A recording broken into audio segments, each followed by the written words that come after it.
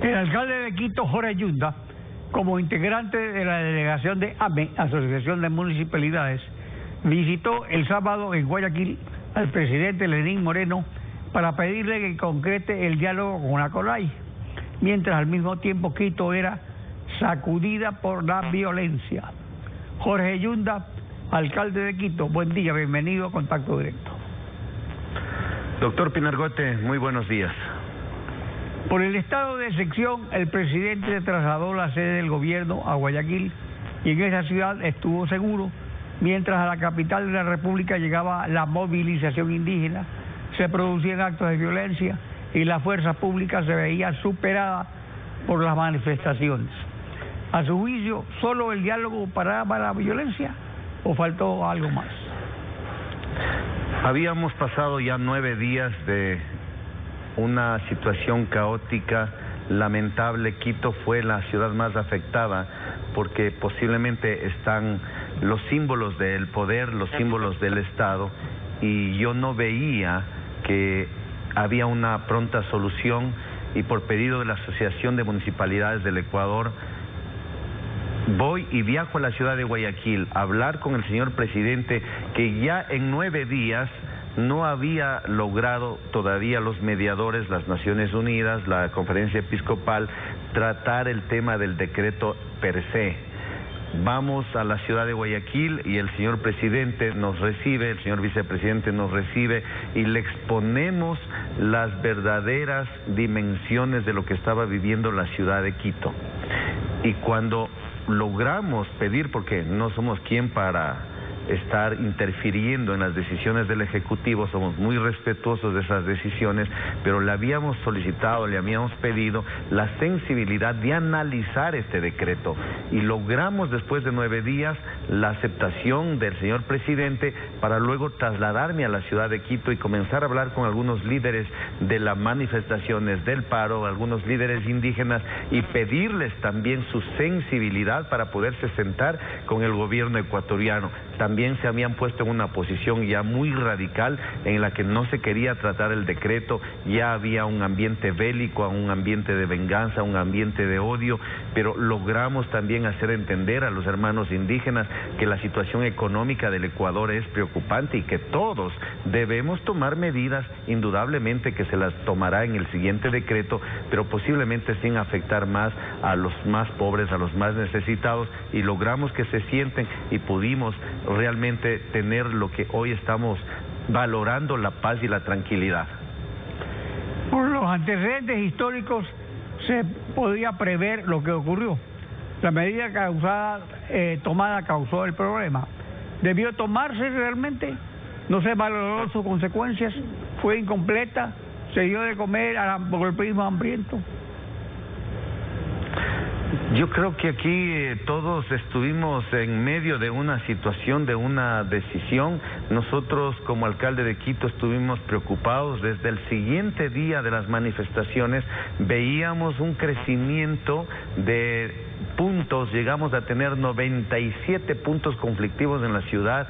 Comienzo a conversar yo con el vicealmirante, porque Quito debe saber que cuando estamos en un estado de excepción y toque de queda, es las Fuerzas Armadas, el Comando Conjunto quien toma el control, y yo en el Consejo de Operaciones de Emergencia del Consejo del Distrito Metropolitano hablaba todo el tiempo con el señor vicealmirante, y llegó un momento en que había salido fuera de control.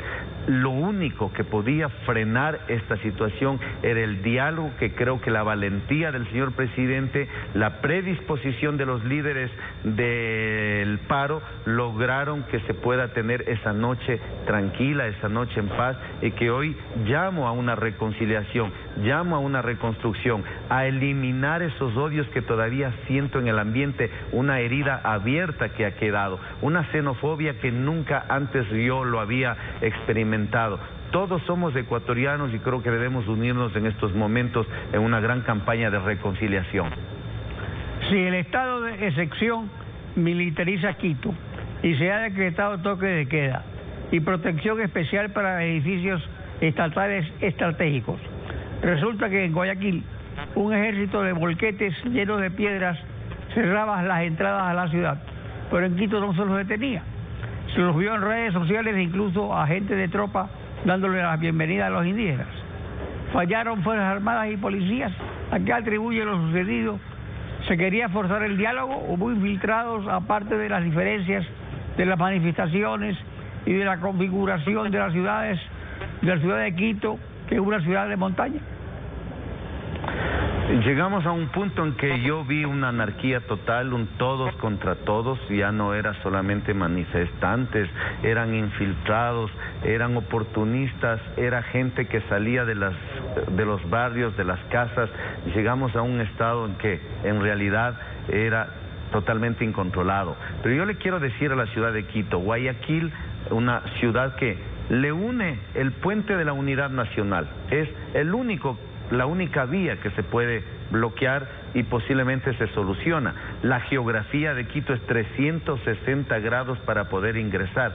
Es prácticamente imposible tomar una medida en la que usted quiera cerrar los 360 grados donde la ubicación geográfica de Quito no permite. Y además usted conoce, doctor Pinargote, Quito siempre ha sido el blanco de las manifestaciones políticas.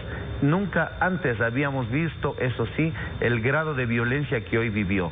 Nunca he visto apedrear. Pero esa violencia ambulancias. ¿Era realmente de extranjeros? Como se dijo en algún momento, incluso oficialmente, eran... ¿Quiénes eran? Porque no eran indígenas, no estaban con ponchos. Yo pude hablar con los dirigentes indígenas justamente el 12 de octubre y la preocupación de ellos también era que ya no eran solamente indígenas, eran infiltrados, eran vándalos, eran delincuentes, quienes vinieron, por ejemplo, en ese proyecto de caotizar la ciudad y de afectar a la propiedad pública y a la propiedad privada. Desde el segundo día, el municipio de Quito, a través del Departamento de Subprocuraduría, ha ido a documentar y argumentar a la Fiscalía General de la Nación, y esperamos que los videos, las redes sociales, las fotografías, los reportajes de medio de comunicación den con los responsables todo el peso de la justicia para que esto no quede en la impunidad. Entonces, ¿está usted de acuerdo que se debe investigar los hechos de violencia? ¿O se debería cerrar la página? Yo creo que debemos tener un ambiente de reconciliación, un ambiente de perdón, un ambiente en que nos aceptemos a un país intercultural, pluricultural. Pero el vandalismo tiene que tener la mano de la justicia. El vandalismo, quien hizo un daño a la propiedad pública, a la propiedad privada, tiene que pagar las consecuencias. No solamente lo que dice la ley, sino resarcir económicamente ese daño. Ahora, se vio a la ciudadanía de todo el país unida en torno a la paz y la democracia, pero también un país tan ingobernable que parece que nadie quiere el puesto del presidente. Es por eso mismo que todos lo apoyan, pero nada cambia. Todos sigue igual, económicamente al menos.